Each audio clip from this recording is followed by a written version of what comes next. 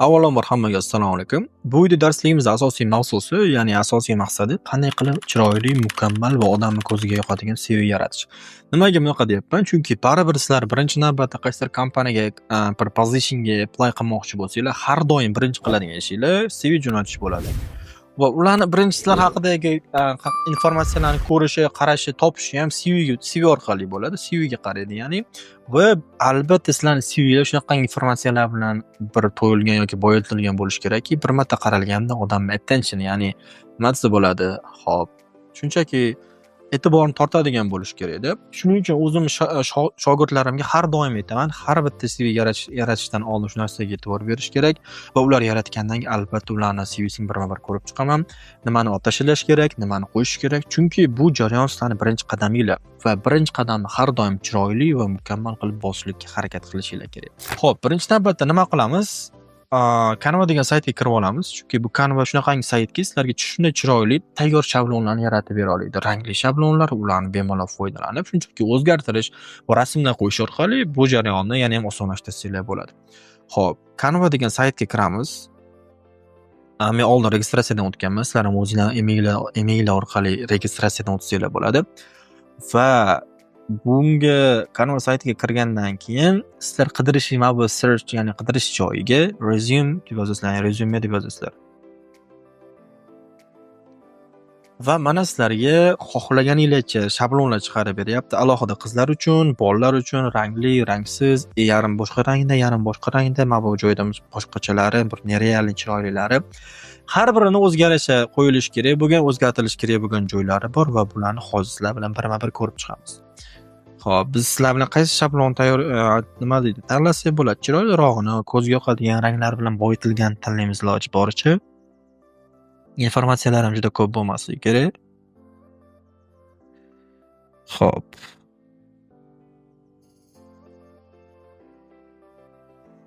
Bu shablon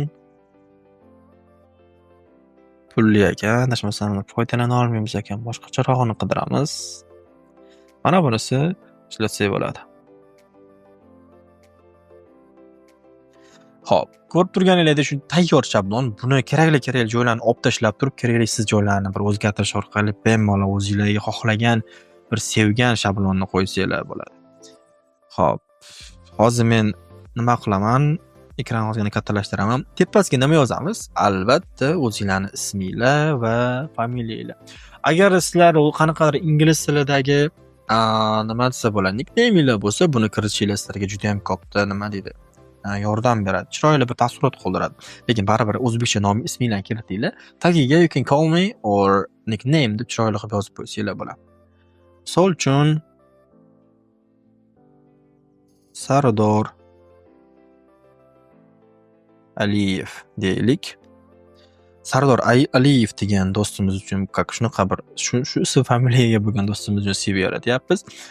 Ularni qisqacha qilib aytganda kim yoki qaysi pozitionga mana shu joyga yozsanglar bo'ladi. Agar sizlarda mana shunaqangi qanaqa kompaniya menejer yoki bir qanaqadir ishdan qanaqadir bir tajribali, experienceli odam bo'lsanglar, shu joyga yozib ketsanglar bo'ladi. Yangilar uchun bu shunaqangi nima emas, o'shani shunchaki o'chirib tashlaymiz bu narsani. Xo'p, birinchi navbatda kelinglar, bu tarafdan chap tarafdagi narsalarni qo'yib chiqamiz. Kontakt, ya'ni sizlarning informatsiyalar bu joyga berilishi kerak. Qanaqangi raqamlar, nimalar qo'yilish kerakligi. Misol uchun kelinglar, raqamni o'zgartiramiz sizlar bilan. Xo'p, birinchi navbatda 777 77 77 juda ham ko'p odam orzu qiladigan va chiroyli raqamlardan bittasi. Bu joyga sizlar o'zingizlarning raqaminglarni qo'yasizlar. Xo'p, keyingi qo'yiladigan narsa sizlarning emailinglar. Bu emailga ham misol uchun leo@logist.com chotki bu narsa bo'ladi. Keyingisi mana bu qayerda yashashinglar, yashash joyinglar. Toshkent, Chilonzor qilib qo'ysak bo'ladi. Mana bundan qanaqangi saytlar bizga kerak emas ortiqcha, chunki bir tushunarsiz narsa. Ya'ni tushuntirsam bo'ladi, lekin sizlarga kerakli joyi yo'q. O'shaning uchun bu joyni olib tashladim. Keyingisi pastroqqa tushamiz. Education. Sizlar hozir qayerda o'qiyapsizlar? Qaysi joyda ta'lim olyapsizlar yoki oldin qayerda o'qigansizlar? Bachelor, ya'ni magistratura yoki aspirantura, qanaqangi darajalarni qayerda o'qiganinglar haqida qisqacha ma'lumot berib ketsanglar bo'ladi bu joyda. Xo'p. bular turadi. Mayli unaqa GPA nimalarni unchalik muhim deb o'ylamayman. Misol uchun menga unaqangi muhim emas. Meni kompaniyamga apply qilmoqchi bo'lsanglar, lekin kiritib qo'yganinglar yaxshi. Keyingisi skillinglar. Ya'ni skill bu qobiliyat, qanaqangi narsa daraja yoki nima desa bo'ladi. Nima ish qo'lda nima ish kelishi. Kecha sizlarga darsimda aytganimdek, sizlar kompaniya egasiga qanaqadir tajriba bermayapsizlar, bir nima qanaqadir bir yaxshi experience odam bo'lib bormayapsizlarmi? At least chiroyli bir skilllar bilan borishinglar kerak. Qanaqadir computer skill bu joyda aytilgan, project management, public relation, teamwork, time management, leadership, shunaqangi communication, critical thinking bu narsalar logistika sohasida juda ham kerak bo'ladi. Sizlar nima desanglar bo'ladi? Bu joyga prinsipini misol uchun multitasking o'zgartirsanglar bo'ladi. Ya'ni sizlarda nima bor? Computer skilllar bor yoki typing bor. Shu narsalarni yozishinglar kerak. Typing shular uchun qanaqadir oddiy narsa bo'lishi mumkin, lekin kompaniyaga uchun bu juda ham bir muhim bir nima skilllardan bittasi. Shuning uchun computer skilllar bilan skilllar nima desa bo'ladi? Har doim kirishni esdan chiqarmaylik. Keyingisi bu ingliz tili darajasi. Ingliz til darajalari. Til darajalarini hop biz bu tarafga o'zgartiramiz. Hozircha bu tagdagi narsalarni o'chirib tashlaymiz. Chunki bizga bu narsalar kerak emas. Buni yog'ini ham o'chiramiz. Reference without need. Hop, bu profile. Profilga shunaqangi narsa yozishinglar kerak. Hozir yozsam ozgina vaqt ko'payib ketib qolishi mumkin. Vaziyatga qarab yozaman. Hop, o'zingiz haqida shunaqangi qisqacha, chiroyli informatsiya nima desa bo'ladi. O'zingizlarni nimalarni nima deydi, tasvirlab berishingiz kerak. O'zingiz haqida ozgina qanaqangi insonliklaring yoki oilada nechta odamliklaring, qanday ishlar qila olishinglar, qanaqangi plus tarafinglar borligi va eng asosiysi bu kompaniyaga nima bera olishinglar. Shunaqangi narsalarni qo'shib, chiroyli qilib kirib ketishinglar kerak. Shu narsani esdan chiqarmanglar. Work experience. Endi bu darsligimiz asosan tajriba sizlarga, chunki tajribali odamlar albatta o'zi qanaqa CV yaratishni biladi. Tajribasiz do'stlarimiz qanaqa bu joyga nimalar yozsa bo'ladi? Agarda sizlar qayerdadir juda ham ko'p kompaniyalar yo'qotgan bir taraf bor. Qayerdadir sales bo'yicha ishlagan bo'lsangiz, sotuvchi bo'ladimi yoki bir shunaqangi bir sohada ishlagan bo'lsangiz, bu sizlarga juda ham katta bir plus hisoblanadi. Shu narsani kiritishingiz juda ham yaxshi. Bu joyda marketing bo'yicha ishlagan ekan, misol uchun bu do'stimiz, ya'ni CV yaratilgan bu joyma bilan o'tib tashlaymiz. Bizga o'sha kerak emas bu narsa. Hop. Org delete. Hop, mana bu narsani olib tashlaymiz. Mana bu ham ketadi. Bularni hammasini olib tashlaymiz. Hozir o'zgartirish ozgina cho'zsam bo'lganda, hozir qiyin bo'lyapti. Endi nima qilamiz? Mana bu tarafdagilarni sekinlik bilan bu yoqqa o'tamiz. Ahho. Bir daqiqa. Avvalambor bularning rangini o'zgartirishimiz kerak ekan. Hop. Duplicate. Bu yoqning rangi. Hop, bu yoqqa o'tadigan bo'lsak, mana sekin ko'rinishni boshlayapti, to'g'rimi? Sekin bu yoqqa o'tamiz. Ya'ni language skills. Bu til darajalari bilan hazillashmaydi. Chunki til sizlarning eng asosiy nima deydi, kompaniyaga berayotgan narsalar. O'shaning uchun buni ham yo'qotib qo'ymasliklaring kerak. Bu pozitsiyani chiroyli nima deb ko'rsatib berishinglar kerak-da. Hop, til darajalarini belgiladik.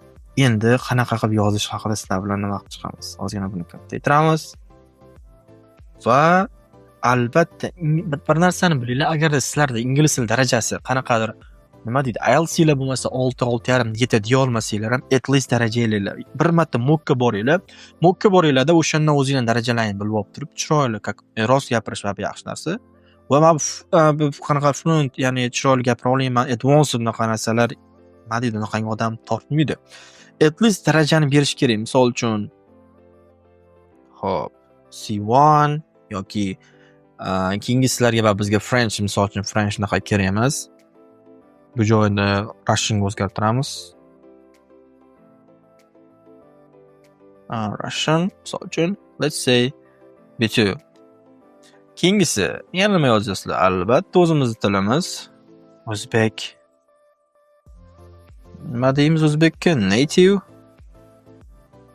Endi bunga nima qilmaysizlar-da? Daraja yozib qo'yishlik o'zbek tiliga ozgina noto'g'ri bo'ladi deb o'ylayman. Chunki g'alatida. Hozirlarga aytayotganimdek o'zbek tili native.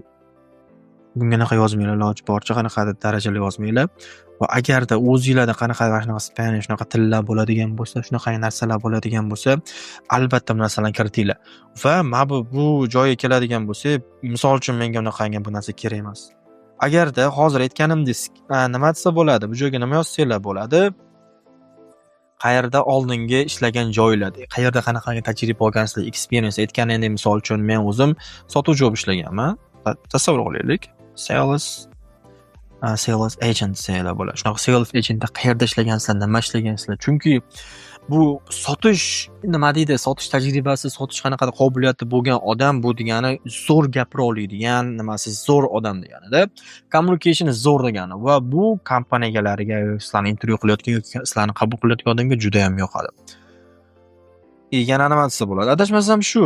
Boshqa ortiqcha informatsiya kerak emas. Mana bu joyga o'zingizlar haqida qayerda ishlaganinglar, ba'zi odam shu 20 yoshgacha, 18 yoshgacha kirguncha ba'zi qayerlarda ishlaydi-ku, to'g'rimi? O'sha ishlagan joylarni birma-bir kirish orqali bu joyni anchagina to'ldirsanglar bo'ladi. Va undan keyin bu CV tasavvur qilinglar, bu hozir free varianti. Sizlarga bir narsa o'rgataman.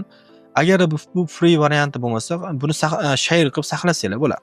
Misol uchun saqlasanglar yoki nima qilib download qilib qo'ysanglar bo'ladi.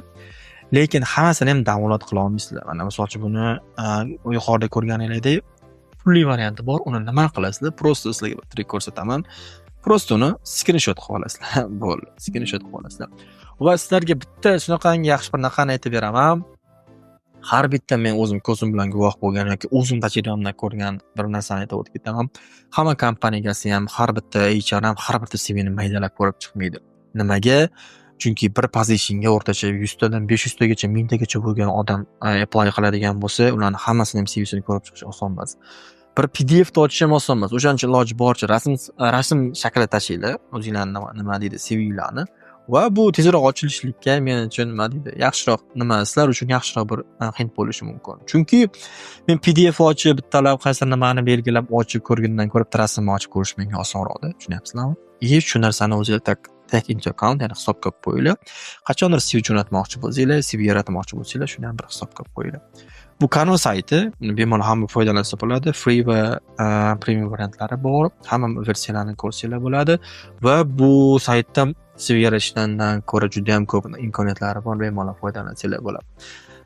Qisqacha tushuntirib berdim. Kerakli narsalarni, ortiqcha ma'lumotlardan, keraksiz ma'lumotlardan uzoq bo'linglar. Mana bu joyda qolib ketibdi. Bu joyni misol uchun olib tashlasak, o'chirib tashlasak ham bo'ladi. Mana bu kerak emas ortiqcha narsa. Mana bu narsani hop, ozgina tepaga ko'taramiz. Bu rasm o'zgarib ketib qoldi. Scale bu yoqqa chiqaramiz. Buni o'tkazdiramiz va mana bo'ldi. Akkuratni, prosta akkuratni. Keyin rasm qo'yish, bu rasmni hop, o'zgartirib rasmni o'chirib tashlaymiz. Delete image qilamiz-da. Misol uchun o'zimni sevimli rasmlarimdan bittasi. Shu rasmni qo'ysak bo'ladi, misol uchun hozir. Adashmasam copy qilsa qo'shish kerak. Bittasi ko'payib ketib qoldi. Mana buni bu yoqqa olib kelamiz. Keyin sekin kichiklantiramiz. Telefonda balki osonroq bo'lishi mumkin, lekin kompyuterda undan ham osonroq. Qanaqa nimalarsiz? O'xchi. Perfect. Tak tushdi mana bu rasm men uchun eng sevimli rasmlardan bittasi. Va bu yog'ini nima deydi, mana bu joylarni o'zgarib ketgan joylarni o'zingizlar to'g'rilaysizlar. O'zingizlar uchun o'zingizlar haqidagi informatsiyani o'zingizlar bilasizlar. Hozir bu bittalar maydalab yozib chiqsam, shu darslikni o'zi o'rtacha 15 minut o'tib qoladi. Juda ham katta vaqt topib qo'ygan. O'shaning uchun sizlarning ham vaqtinglarni olmay, o'zim ham vaqtimni yetib ketkazgandan ko'ra, sizlarga qanaqa qilib chiroyli bir yo'nalish berib qo'ydim. Bemalol ko'rib, nima qilib foydalansanglar bo'ladi. Xudo xolasa sizlarga manfaatli bo'ladigan umiddaman. Yana bir ko'proq darsliklar xohlamoqchi, ko'rmoqchi bo'lganlar plyus qoldiringlar va biz Telegram kanalimizni pastda aytib ketamiz. Unda juda ham ko'p darsliklarni ko'rsanglar bo'ladi. Unda bir 20 dan 30 dan ko'p darsliklarimiz bor bizim. Nafaqat bu CVga oid, prям update va dispatch to'liq biz darsligimiz bor. 25 taga yaqin darsligimiz bor. Bemalol free ko'rsanglar bo'ladi.